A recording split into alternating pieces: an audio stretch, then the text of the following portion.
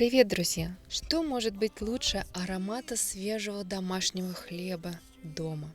Это простой рецепт позволит вам испечь идеальный белый хлеб с воздушным мякишем и хрустящей золотистой корочкой.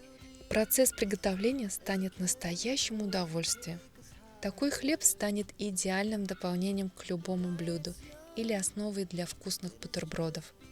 Попробуйте, и вы больше не захотите покупать хлеб в магазине. Итак, нам понадобится для приготовления хлеба теплая вода 500 мл, примерно 35-40 градусов, быстродействующие дрожжи 10 грамм, сахар 25 грамм, растительное масло 30 грамм, соль 14 грамм, мука 800 грамм, кефир или греческий йогурт 1 столовая ложка.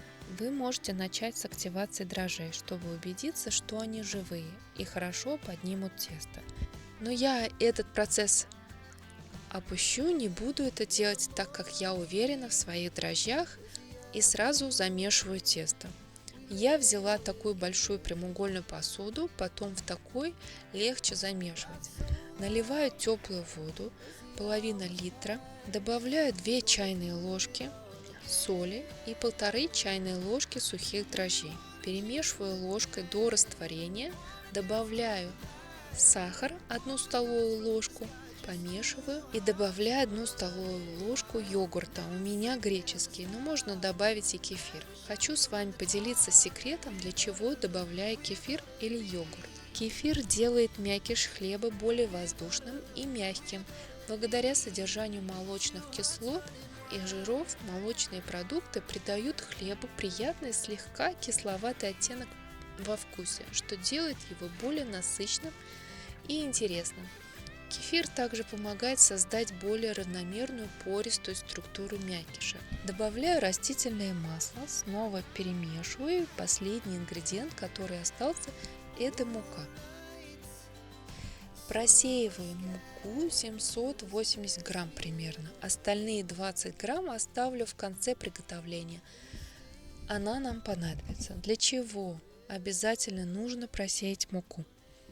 Это не только избавляет ее от комочков, но и насыщает кислородом, что делает более воздушным. Я очень не люблю, когда тесто прилипает к рукам, и замешиваю силиконовой лопаткой. Очень даже удобно. Перемешиваю, чтобы мука смешалась с водой, и потом уже руками собираю в шар. Месите тесто примерно 8-10 минут, оно должно стать мягким, гладким, эластичным и не липнуть к рукам, но и не быть слишком плотным. Если тесто липнет, добавьте немного муки. Тесто кладу в большую миску, смазанную растительным маслом, чтобы оно не прилипало. Накройте миску кухонным полотенцем или, как я, пищевой пленкой. Поставьте ее в теплое место, например, рядом с батареей или слегка теплую духовку. Оставьте тесто подходить на 1-1,5 часа в зависимости от температуры. У меня сейчас очень жарко, плюс 30 градусов, поэтому у меня это заняло 1 час. За это время оно должно увеличиться в объеме примерно вдвое. Час прошел, тесто хорошо поднялось, снимаю пленку, она еще нам пригодится. Обомните тесто руками, руки можно смочить водой, чтобы тесто не прилипло к рукам. Обминаю я таким способом. Беру с края и немного вытягиваю наверх и складываю. Так проделываю со всех 4 сторон. Снова накрывая пленкой и снова оставляю в теплом месте на 1 час.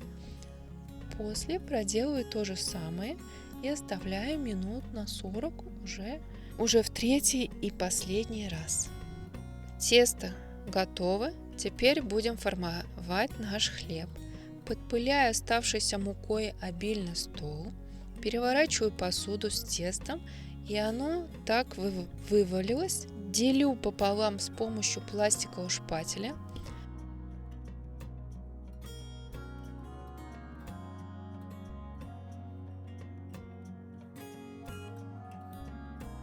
Заворачиваю в рулет.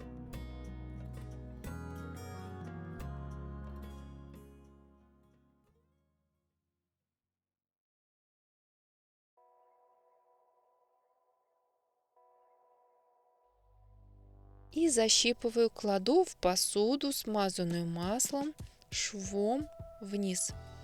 Или можно присыпать мукой. Также проделаю со вторым хлебом. Накрывая пленкой, оставляя минут на 30.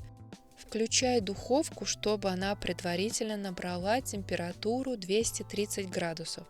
Когда наш хлеб поднялся, я его обильно сбрызгиваю водой, выпекая минут 20, чтобы хлеб хорошо пропекся внутри. Если у вас начнет подгорать верх, можете накрыть листом фольги. И выпекаю при температуре 230 градусов 15-20 минут. Это поможет сформировать красивую корочку. Затем убавляю температуру до 200 градусов. И еще 20 минут, чтобы хлеб хорошо пропекся внутри. Достаю хлеб из духовки, сразу же перекладываю его на решетку. Это нужно, чтобы низ не отсырел. Чтобы проверить готовность, постучите по дну буханки. Если звук глухой, хлеб готов.